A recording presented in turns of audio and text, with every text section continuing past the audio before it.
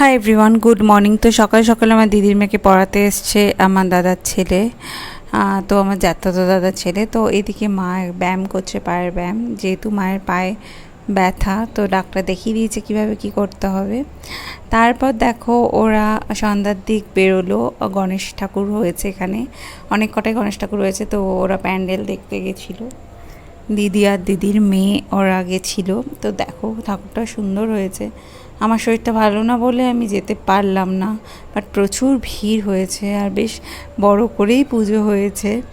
দেখো বেশ ভালোও লাগছে দেখতে। আর এখন তো কলকাতায় গণেশ পুজো অনেক হয়, আগের তুলনায় অনেক বেশি। আগে তো এত ঘন ঘন এত বড় বড় হতোই না।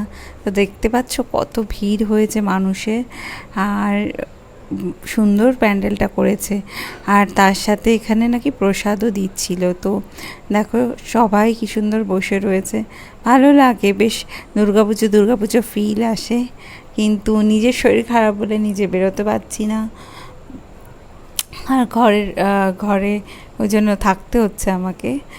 তো তাই ওদের বলেছিলাম আমার জন্য ভিডিও করে আনিস, তো ওরা তাই ভিডিও করে এনেছে।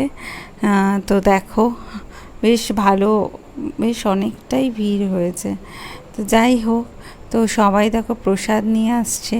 প্রসাদ এখানে দিচ্ছিল নাকি প্রচুর লাইন পড়েছে, তো আমি দেখলামও, আর প্লাস দিদিও যেটা বললো প্রচুর নাকি লাইন পড়েছে। তো অত লাইন দিয়ে আনা খুব পসিবল না, তো এই জন্য প্রসাদ আর আনেনি। ও ট্রাই করেছিল প্রসাদ যাতে নেওয়া যায়, বাট অত লাইন দিয়ে তো যাই হোক, আমার একটু খেতে ইচ্ছা করছিল প্রসাদ। তো যাই হোক, এভাবেই গণেশ পুজোর পরের দিনটা কাটলো। হ্যাঁ, তো ব্লগটা ভালো লাগলে প্লিজ বলো। আর হ্যাঁ দেখো, এইগুলো কিন্তু সব প্রসাদের লাইন, বিকজ মুখটা তোলেনি, মানে বুঝতেই পারছো সবার তো ওরকমভাবে ভিডিও করা যায় না, তাই ওইভাবে ভিডিওটা নিয়েছে। আর এগুলো তো ছোট্টবেলায় বুঝতেই পারছো যে কোনো পুজো প্যান্ডেলে থাকবেই, আর মেলাও বসেছে ছোট করে একটা টুকটাক যতটা পেরেছে।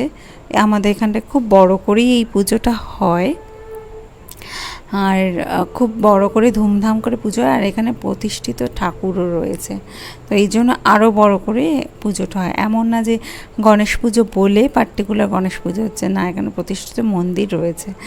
আর দেখো ওরা আসার সময় আমার দিদি মেয়ে গ্যাস বেলুন কিনে এনেছে, যেটা ছোটোবেলায় প্রচণ্ড আমরা বায়না করতাম কেনার জন্য। তো এভাবেই ব্লগটা শেষ করলাম, টাটা।